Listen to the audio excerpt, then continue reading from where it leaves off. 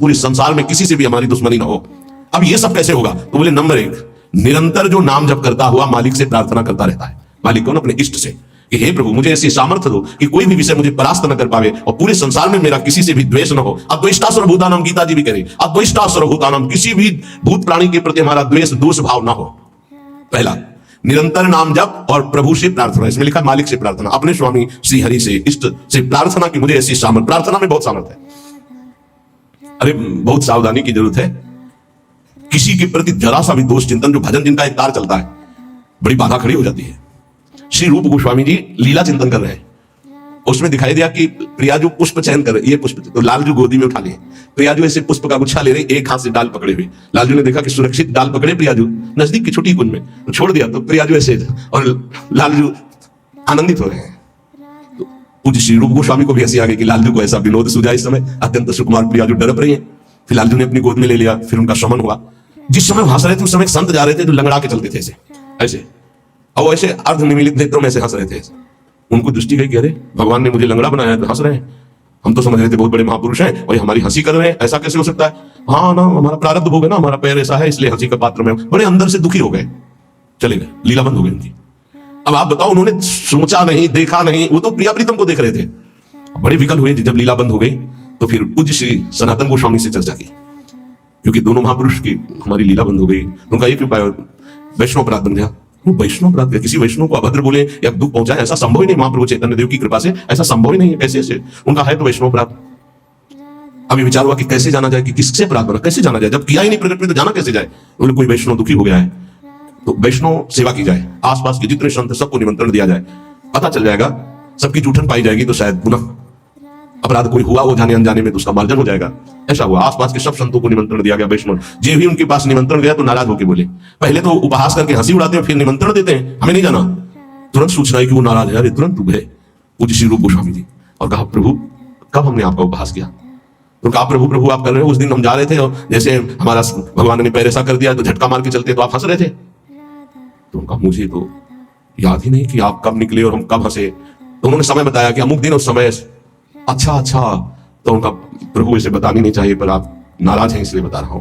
प्रभु समय में लीला देख रहे थे, प्रियाजू पुष्प चयन करने की, तो लालजू गोद में उठा के वो पूरी घटना बताई और कहा, अगर ऐसा भाव में हम हंस रहे तो आप उसी समय निकल रहे होंगे, आपको ऐसा लगा तो प्रभु आपके लिए नहीं था, आप क्षमा कीजिए। वो तो प्रियाला तो चरणों में गिरे जो दूसरे वैष्णव थे और कहा, अरे आप जैसे महापुरुषों के प्रति हमारा दोष भाव बन गया, क्षमा करो। तत्काल लीला प्रारंभ हो गई, तत्काल।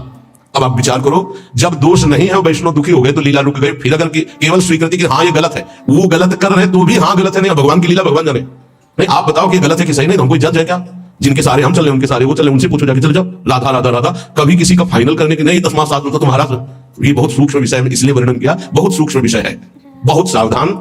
नाम जापक भगवत प्रेम प्राप्ति के लिए इतनी सामर्थ्य जो अभी पीछे चर्चा हुई, उसके लिए निरंतर नाम जप, प्रभु से प्रार्थना की किसी भी के प्रति हमारा तनिक भी दोष भाव न बनने पावे।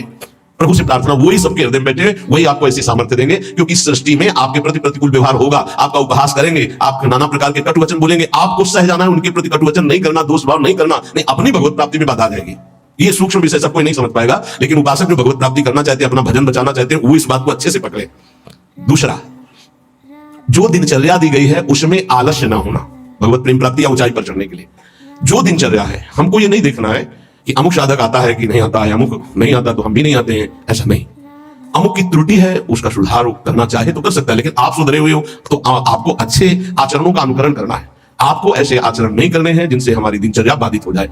एक चीज और ध्यान रखना है, इसको बहुत विस्तृत रूप से समझा इसलिए रहे कि एक दिनचर्या है जिसके पास सेवा नहीं, गुरु सेवा, और एक दिनचर्या है जो गुरुजनों की सेवा में रहते हैं। उनसे हो सकता है जो भागवती दिनचर्या का आदेश दिया गया है वो ना हो, तो उनको संतुष्ट नहीं होना, क्योंकि वो गुरु सेवा में है। सारी दिनचर्या का फल जो है वो गुरु प्रसन्नता है। तो अगर वो गुरु सेवा में, जैसे हमारी श्री जी की भोग सेवा में है, अब प्रातः बाल भोग से लेकर के शयन तक कितने भोग श्री जी को लगते हैं, अब उनमें उनको हो कि हमारी दिनचर्या तो नहीं। अब जैसे जो और है सेवा में है बहुत से, कोई किसी सेवा में कोई किसी सेवा में, अब उनकी दिनचर्या वो माला लेके नहीं बैठेंगे। थोड़ी थोड़ी देर में जो दिनचर्याएं हैं, जो सेवाएं हैं, तो उनको इस बात का पश्चाताप नहीं करना कि मेरी दिनचर्या नहीं चल रही। वो तुम्हारी दिनचर्या गुरु प्रसन्नता के अंतर्गत है, उसमें नहीं सोच। और ये नहीं सोचना कि अब हम सेवा कर रहे हैं तो हमारा वो भजन तो हो नहीं रहा जो दूसरे माला से कर रहे हैं, तो पता नहीं मेरी गति क्या होगी। ये नहीं सोच। गुरु सेवा का एक प्रताप है, भी ध्यान रखना। जैसे मान लो कोई शरीर के वस्त्र धो रहा है, कोई ऐसी सेवाएं कर रहा है, वो नाना प्रकार की सेवाएं हैं जिनमें उनको समय ही नहीं मिल रहा कि वो बैठ करके पद गायन करे, वो 11 माला 41 माला वो संख्या पूरी करे। अच्छा, सेवाओं में लगा है तो उसका मन लगा है, अब उसका मन कहाँ लगा है? ये वस्त्र गुरु जी का है, ये गुरु जी के लिए जल है, ये उसका चिंतन हो रहा है। ध्यान मूलम गुरु मूर्ति, पूजा मूलम गुरु पदम, मंत्र मूलम गुरु वाक्य, मोक्ष मूलम गुरु कृपा। क्योंकि कई साधक ऐसे हैं जो फिर उनको पश्चाताप होगा कि दिनचर्या में बाधा पड़ रही है हमारी, तो दिनचर्या की चर्चा हुई थी। नहीं, जिनको सेवा मिली हुई है एक बार भगवान शंकराचार्य जी से कई शिष्यों ने कहा कि एक ही ब्रह्मसूत्र है, इसकी व्याख्या सुनना चाहते। तो उनकी शरीर सेवा में स्नान के बाद जो वस्त्र लंगोटी आदि प्रक्षालन करना है वो त्रोटकाचार्य जी देते थे। तो उन्होंने कहा त्रोटक को आ जाने दे। तो उन्होंने कहा प्रभु वो तो कभी व्याकरण नहीं पढ़े, कभी शास्त्र जब गायन स्वाध्याय होता है तो कभी बैठते नहीं हो, तो शरीर सेवा में ही लगे रहते। मतलब ज्ञान की चर्चा थी ना, तो शरीर को, गुरु के शरीर को वो साधारण शरीर समझ रहे थे। उनका अच्छा ऐसी बात है, आ जाने दो उसको। जब आ गए तो बोले खड़े हो, इस ब्रह्मसूत्र की व्याख्या करके बताओ।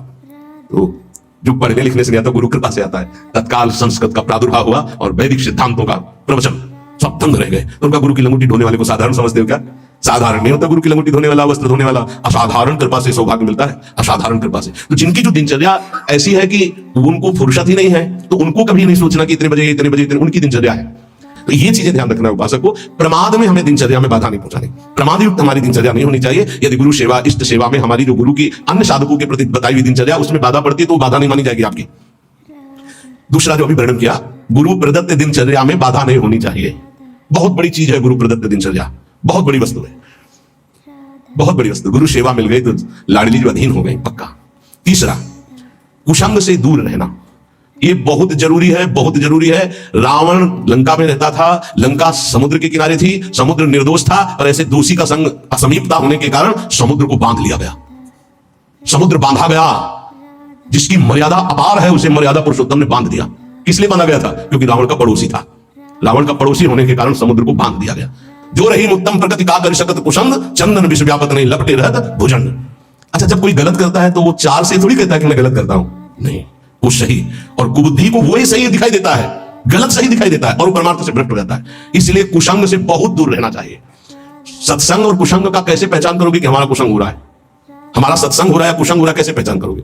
तो संतों ने कहा है, जाके संग कुमति मति उपजय करत भजन में भंग। जिससे देह भाव पुष्ट होने लगे, भगवत भाव नष्ट होने लगे, वैराग्य भाव नष्ट होने लगे, राग पुष्ट होने लगे, भजन छूटने लगे, संसार अच्छा लगने लगे, नाम छूटने लगे और ध्यान अच्छा लगने लगे, गुरु से अश्रद्धा हो जाए, भक्ति से अश्रद्धा हो जाए, ये कुसंग का फल होता है। अच्छा, कुसंग का फल जब आपके ऊपर चढ़ेगा तो आपको नहीं लगेगा मैं कुसंग कर रहा हूं, नहीं तो ठीक हो जाओगे।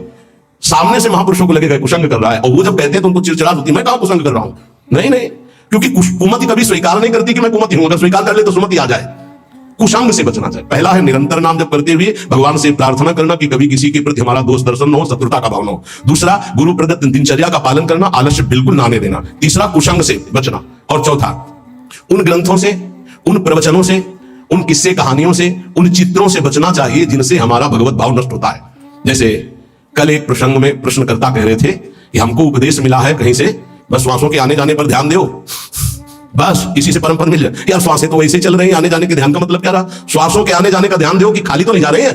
हर में राधा वल्लभ श्री हरिवंश राधा राधा राधा। जैसे कल आपसे कहा था नाम रूप लीला धाम से हटा दे वो कुसंग होता है। विचार पर हमका थोड़ी श्रद्धा है हमारे प्रति, बोले श्रद्धा ही तो लाई आपके पास, तो हमका आज से राधा राधा नाम जप कर और प्रभु का जो रूप ध्यान में तुम्हारे प्रिय लगे, राम रूप, कृष्ण रूप, हरि रूप, जो भी तुरंत ध्यान कर, उनके ध्यान में लग। ये बिहारी जो राधा रमन, जो राधा वल्लभ साक्षात भगवत प्राप्ति के लिए ही तो विग्रह रूप धारण करके प्रकाशित हो रहे। कभी कभी जिसे हम सत्संग समझते हैं वो कुसंग बन जाता है, इसको ध्यान से सुनना। इसीलिए रोज सत्संग में घुमा के आ जाती है बात कि इष्ट मिले और मन मिले, मिले भजन रस रीति। हरि भगवान शिव नाम जप करते हैं, सनकादि नाम जप करते हैं, वो परमात्मा निराकार है, साकार है, सगुण है, निर्विशेष, पूरा का पूरा आपको समझ में आ जाएगा। फिर उनको समझाया कि गुरुदेव साकार है कि निराकार, जो उपदेश किए थे। बोले साकार है, प्रणाम करते हो? हाँ। माला पहनाते हो? हाँ। तो गुरुदेव की पूजा हुई कि नहीं? बोले हाँ हुई। तुमका गुरुदेव मूर्त है कि अमूर्त? बोले मूर्त। तुमका मूर्ति पूजा हुई कि नहीं? बोले हाँ हुई। तुमको फिर परेशान हो, समझे में नहीं आता है। अरे भाई, बहुत संभल के, बहुत संभल के। शास्त्रों में जो लिखा उसको समझने के लिए बहुत पवित्र बुद्धि चाहिए। परमात्मा निराकार भी है। कैसे निराकार है? देखो आकार खंबे का इसमें है कि नहीं? और जब भावना किया प्रहलाद जी ने कि है तो निकल पड़ा ना नरसिंह रूप में, तो है ना साकार। वो निराकार रूप से सब जगह हो, पुकारो तो साकार रूप हो गया, अभी दिखाई दे। वो साकार भी है और निराकार भी है। यहाँ जल है, इस वायुमंडल में जल है। देखो मैंने कहां गीला हुआ, और एक मशीन है, जो उसको ऑन करके रखो तो एक कमरे में 3.5 लीटर 4 लीटर पानी 4-5 घंटे में निकल जाता है, और कमरे में कहीं बूंद नहीं है। मतलब जल है, वाणी है, वाणी का मतलब आकाश शब्द है, वायु है, अग्नि तत्व है, इन सब कुछ विराजमान है, लेकिन निराकार दिखाई दे रहा ना? कहां दिखाई दे रहा? सब साकार रूप में आ जाता है। वही साकार है, वही निराकार, कुछ अंतर नहीं। सबके हृदय में आकार, ये देखो बाहर, वो अंदर बैठा हुआ है निराकार। और पुकारो तो आकार रूप के लेके आ जाएगा राम, तो मर्यादा पुरुषोत्तम कमल नयन रूप धर करके वही आ जाए, वही रूप है वही अरूप है, कोई अंतर नहीं, सब ज्ञान हो जाता है नाम जब से, सब ज्ञान। पर बचो ऐसे उपदेश से जिससे भजन ही ना हो पावे। ऐसी ग्रंथ है ऐसे, जैसे भगवान श्री कृष्णचंद्र जी ने गीता जो लिखी है, आप भगवान की वाणी को अपनी भावना के अनुसार समझ लिए, लेकिन संपूर्णतया तो भगवान ही समझावे तो समझ पाओगे ना। सोई जाने जे देव जनाई, निंदा स्तुति के विषय नहीं है, पर यह बात है कि पूज्य श्री स्वामी राम सुखदास जी महाराज इतनी सरल भाषा में गीता जी का स्वरूप प्रकाशित किया कि मुझे लगता है कि अपने जैसे मंद बुद्धि वालों को भी भगवान की दिव्य वाणी समझ में आए। स्वामी जी का अवतार इसी बात के लिए हुआ था, गीता जी के लिए, श्री स्वामी राम सुखदास जी, कि साधारण से साधारण आदमी गीता के गूढ़ शब्द को, राष्ट्र को जान जाए। इतना बड़ा विस्तार से अमृत दे दिया गीता जी के भाव का। और ज्ञानदेव जी महाराज, एकनाथ जी महाराज, आदि गुरु भगवान शंकराचार्य, जो बहुत से बड़े बड़े महापुरुषों ने गीता जी की, हमें लगता है वो इन महापुरुषों की टीका के बाद अब हमको और कौन सा ज्ञान जानना बाकी रहेगा। एक बार एक सेवक वाणी श्री दामोदर दास सेवक जी की, नए नए हम थे तो हमको किसी ने दिया था कि पढ़ना महाराज जी को। हमारा एक काम था गुरु जी से जांच करवाए बिना हम किसी, क्योंकि पता है कि जिस विषय के हमें तो हमारे प्रमाण लगते, तो महाराज जी वाणी जी प्राप्त हुई, वो किसी और महाराज जी ने देखा ऐसे वाणी ली, किसी की भी लिखी हुई है लब, और तुरंत ऐसे फूल में लपेटा, बोले जाओ यमुना जी पधरा के आओ। और फिर ये वाणी आजीवन के लिए वो बस्ता में बंदी, लेकिन ये टीका जो लिखी हुई है ये पास गुरुदेव से, इसलिए हम जितने भी साधक अपने, हमारे गुरुदेव ने जो पास किया है अर्थ, ये पूज्य श्री आचार्य चरण का, बस कोई भी हो गुरु से जो पास, बस वही। तो ये ध्यान रखना कि महापुरुषों ने जो टीका की है वो ऐसे अर्थ नहीं लिखा है। गुरुजनों की दृष्टि बहुत पैनी होती है, अपने बच्चे को कैसे बचाते हैं। ये उन ग्रंथों का अर्थ नहीं पढ़ना, जिनको ब्रह्म प्राप्त भगवत प्रेम प्राप्त महापुरुष प्रमाणित नहीं करते, उन ग्रंथों को नहीं पढ़ना बहुत ही भटकाव है। आपको सच्ची बता दें, वाणी जी को अपने अनुकूल करके अर्थ किया जाता है। वो महापुरुष जो क्षमता को प्राप्त है, चाहे गीता हो चाहे भागवत हो, हमारा किसी से अपनेपन वाला बात की बात नहीं कह रहा हूं। आज तक पूज्य श्री हनुमान प्रसाद पोद्दार जी महाराज के संपादन के किए हुए वाणी ग्रंथ में एक शब्द पर कभी संशय नहीं हुआ। आज तक पूज्यपाद उड़िया बाबा के उपदेश में कभी एक शब्द पर संशय नहीं हुआ। पूज्य श्री स्वामी राम सुखदास जी महाराज के एक शब्द पर संशय नहीं हुआ। जैसे पूज्य स्वामी जी का एक छोटी सी पत्रिका निकली थी ग्रंथ में, गुरु के बिना मुक्ति, स्वामी जी ने जो कहा उसके अंतर की बात समझ। स्वामी जी ने के पास इतनी शिकायतें पहुंची, रोना धोना और बड़ा विचित्र कोटि का उस समय जिनके प्रति शिकायत हुई थी, तब स्वामी जी ने सभा में कहा था कि तुम जो सुन रहे हो, ये जगत गुरु श्री कृष्ण की वाणी सुन रहे हो, इसको मानो, इसी से तुम्हें परम पद मिल जाएगा। ऐसे बनाने की जरूरत नहीं है जहां ऐसी शिकायतें आ रही। स्वामी जी किस लक्ष्य को लेकर बोले थे? स्वामी जी किसी संप्रदायवाद को नहीं काटे, स्वामी जी किसी गुरु परंपरा को नहीं काटे। स्वामी जी के शब्द थे उस बनावटीपन के लिए, जो बनावटीपन से ठगा जा रहा है, लोगों के जो चित्तों की श्रद्धाओं का मर्दन किया जा रहा था। जब स्वामी जी के पास शिकायतें पहुंची, तब स्वामी जी ने बात कही कि जगत गुरु की वाणी है गीता जी, इसको सुनो, स्वीकार करो, जाओ। परम कल्याण न हो जाए तो बताना, गुरु के बिना मुक्ति। गुरु बनाने की जरूरत नहीं, वचन सुनो, मानो और जाओ। कोई एक शब्द में उसको घसीटो मत इधर उधर, सीधे जिस प्रसंग से महापुरुष बोले उस बात को समझना। तो हमको ऐसे ग्रंथ नहीं पढ़ने, ऐसी किताबें, ऐसे शास्त्रों की व्याख्या, ऐसे किस्सा कहानियां, ऐसे दृश्य, ऐसे चित्र, ये सब ना देखे जो भजन में बहुत बाधक है। पांचवा, किसी भी बहाने से जिसमें महिलाएं नृत्य करती हो वो दृश्य न देखे। भले कीर्तन हो रहा है, भले भजन हो रहा है, लेकिन जिसमें माताएं बहनें नृत्य कर रही हैं, बैरागी को देखने की जरूरत नहीं है। और नौटंकी तमाशा और सीरियल और वेब सीरीज इनकी तो जरूरत नहीं है, बिल्कुल नहीं। कि खाली समय है, हम बड़ा मोबाइल है, स्मार्ट, चाहे जितने स्मार्ट बनो, माया से ज्यादा स्मार्ट नहीं हो। वैसी स्मार्ट गिरी में फंसा देगी तुम्हें, ये सारी स्मार्ट गिरी चली जाएगी। बहुत होश में। चेटक, नाटक, नाच, तमाशा, ये सब परमार्थ के लिए बहुत हानिकारक है। किसी बाहरी साधक से पूछा कि मोबाइल में आप, बोले बस गेम खेल लेते। अरे यार, गेम खेलना है तो नाम का गेम खेलो, मंत्र का गेम खेलो, हाँ, वाणी जी का पूरा गेम खेलो। क्या शुरू करो उल्टा चपरासी जी, आज वह देखिए तो प्यारी रंग भरी, छाण दे माननी मान मंदरी को ना करता कि उल्टा गेम खेलो। अभी देखो आंसू आने लगेंगे तो ये गेम खेलोगे। अगला सूत्र, प्रेम प्राप्ति। अपनी निरख परख स्वयं करते हुए गुरुदेव से जांच करा ले। अपनी अंतर की वृत्तियों को देख लो, जहां को संशय लगे तो जांच करवा ले कि ये वृत्ति सही है या गलत। जैसे बाहरी लोग आके कराते हैं, अब सब खड़े ना हो जाए वहां जाके, एकांतिक वहीं से होने लगे। रोज सत्संग में यही तो जांच परख होती कि आप अपनी जांच कर लो। नहीं तो एक बार कहा कि अपनी दिनचर्या बना के आओ, इतने कागज आ गए, हम कहा कब तक हम इनको देखेंगे। दिनचर्या जांच, इंद्रियों का जब विषयों के प्रति आक्रमण होता है, एक वेग होता है, एक आकर्षण होता है, एक ऐसा जिसे तुम रोक नहीं सकते, उस समय तुम्हें जरूर संत संग में हो जाना चाहिए। उस समय बुद्धि काम नहीं करेगी। और जिस समय तुम्हारा केवल बुरा चिंतन बन रहा है, ये उस समय की बात है कि आक्रमण हो चुका है, अब तुम बच नहीं सकते। अब इसको संत संग से मिटाओ तुरंत, तुम अकेले नहीं मिटा पाओगे। और अगला जो है जब तुम्हारा चिंतन गलत हो रहा है तो नोच के फेंक दो, मिटा दो उस चिंतन को जो गंदा हो रहा है, नहीं तो आगे फिर वही दशा आ जाएगी। एकांत में इंद्रियां और मन साधक के ऊपर शासन करते हैं। उस समय साधक को अपनी इंद्रिय और मन की रखवाली करना है बस। इसलिए एकांत में भजन बहुत जरूरी है। 10वां, जैसे परीक्षार्थी परीक्षा की तैयारी करता है ऐसे परमार्थी द्वंद्वों की तैयारी कर ले। मान अपमान निंदा स्तुति लाभ हानि सुख दुख ये आने वाले हैं, तुम्हें समान रहना है, तैयारी करो परीक्षा की। और ये परीक्षा जब होती तब आप समझ नहीं पाते कि आपकी परीक्षा हो रही है, और समझने नहीं दिया जाएगा परीक्षा हो रही। कम से कम परीक्षा में तो बताया जाता है कि कल से पेपर शुरू है, सावधान तैयारी कर लो। अपने यहां परीक्षा बताई नहीं जाती, बाहर निकले से शुरू हो गई परीक्षा। अब तुम्हारे दिमाग में कि परीक्षा है तो तुम उससे लड़ पड़े, फेल हो गए, नंबर कट गए। बिल्कुल हर समय कभी भी कहीं भी परीक्षा हो रही है। ये बहुत बड़े महापुरुष हैं, कह रहे हैं कि जैसे परीक्षार्थी को अपनी परीक्षा की तैयारी करनी होती है ऐसे परमार्थी को अपनी परीक्षा की तैयारी करनी। क्या? स्तुति निंदा मान अपमान लाभ हानि शत्रुता मित्र, ये द्वंद्व आएंगे, आपको उत्तर देना इनका, तभी आपकी द्वंद्वातीत अवस्था आएगी। तैयार रहो, रोने की जरूरत नहीं। उसने हमको ऐसा कह दिया, उसने ऐसा किया, उसने तैयार हो, परीक्षा हो रही। और उस समय याद नहीं रहता कि परीक्षा हो रही, और जिसको याद रहता है बच के निकल जाता है। बड़े बड़े महापुरुषों को ये परीक्षा देनी पड़ती है, बड़े बड़े महापुरुषों को, ये मत समझो। हाँ, ये द्वंद्व आएंगे, आपको इनकी परीक्षा देनी परमार्थी हो। और 11वां, इतना भजन कर लो कि तुम्हारे हृदय में मौत का डर खत्म हो जाए, मृत्यु का डर खत्म हो जाए। 2 प्रकार का डर होता है, एक विचार डर होता है और एक होता है सहज डर। सहज डर सबको होता है। सहज डर जैसे अपने लोग सत्संग में एकदम कोई चीख दे एकदम ऐसे, इसे सहज डर कहते हैं। ये बड़े बड़े ज्ञानियों को, जीवन मुक्तों को भी होता है, पक्का होता है। जैसे भी कोई चीख एकदम निकले एकदम ऐसे हो जाएंगे, और सुरक्षित हो कोई ऐसा, पर ये सहज डर है। और एक होता है विचार डर। भक्तों में, ज्ञानी महापुरुषों में विचार डर नहीं होता। यही बात जो यहां लिखी है, एक बार स्वामी मग्नानंद सरस्वती जी शेनपुर में बट वृक्ष के नीचे कर रहे थे, तो एक विरक्त महात्मा आए थे ज्ञानी।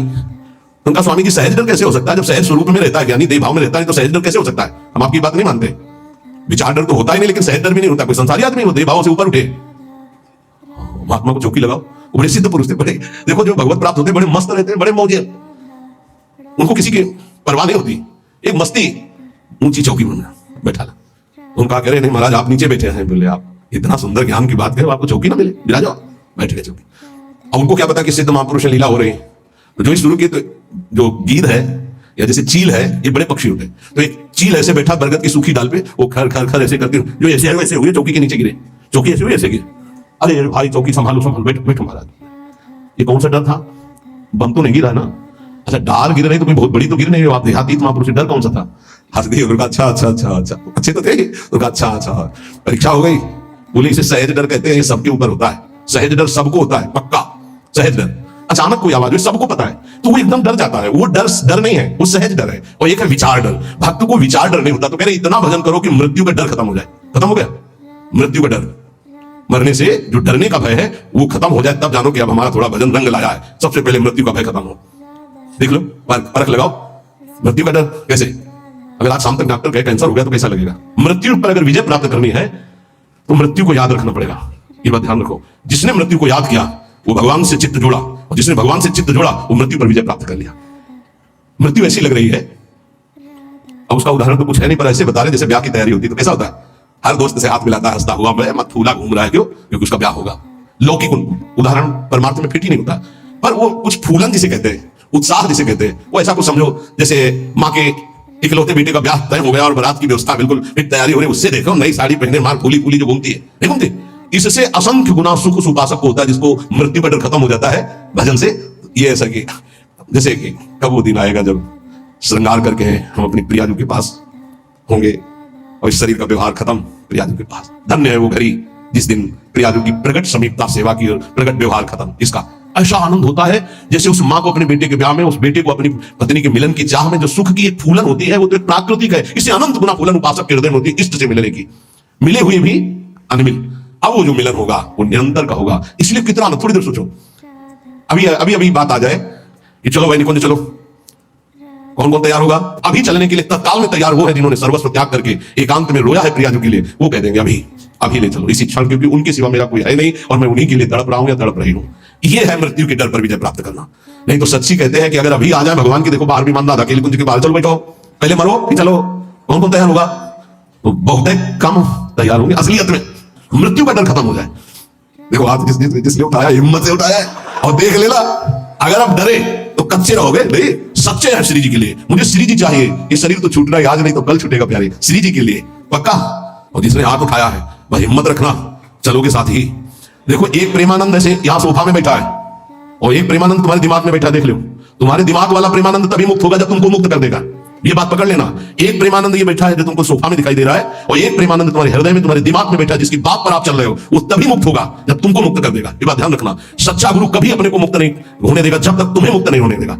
गुरु बंदी बन जाता है शिष्य के हृदय में। जब शिष्य को भगवत प्राप्ति करा देता है तब वो मुक्त होता है। ये गुरु बल्ला कोई खिलवाड़ नहीं है, गुरु प्रताप से गुरु का। ये जो तुम्हारे हृदय में प्रेमानंद बैठा है, देखो है कि नहीं, तुम्हारे दिमाग में जो है, तुम्हारे हृदय में, वो तुम्हें जीवन मुक्त करने के लिए बंदी बन गया तुम्हारे हृदय में। वो तभी मुक्त होगा जब तुम्हें मुक्त कर देगा। तो जितनी जल्दी तुम मुक्त होगे उतनी जल्दी वो मुक्त होगा। वो गुरु मोक्ष स्वीकार नहीं करता, पहले शिष्य का। कौन सा गुरु, ध्यान रखना, जो तुम्हारे हृदय में बैठा हुआ। ये हम जानते हो किसकी बात कर रहे हैं, श्री ज्ञानदेव जी की, श्री एकनाथ जी की। इन बड़े बड़े महापुरुषों के वचनों में जो स्वाध्याय पूर्व में किया था, तभी पकड़ा था कि गुरुदेव शिष्य के हृदय में तब तक बंदी बन के रहते हैं जब तक उसका परम कल्याण नहीं कर देते। तो मृत्यु का डर खत्म हो जाए तो जान लो कि अब हम निकुंज में इतना भी डर नहीं है, इतना कि अब शरीर छूटेगा। शरीर का डर नहीं, डर एक है हमारे अंदर। हमने फिर बताया कि कभी कोई ऐसी बात ना हो कि धाम से बाहर हो जाऊं या प्यारी जी को भूल जाऊं, बस यही एक डर है और कोई डर नहीं है। और इसी डर के लिए आचार्य और गुरु से भीख मांगते रहते, याचना करते रहते। हम सब जिस समय संध्या आरती होती है दोबारा कहते, बिसरी हो ना बिसारी हो यही दान मोहि देव, श्री हरिवंश की लाडिले मोहि अपनी करी ले।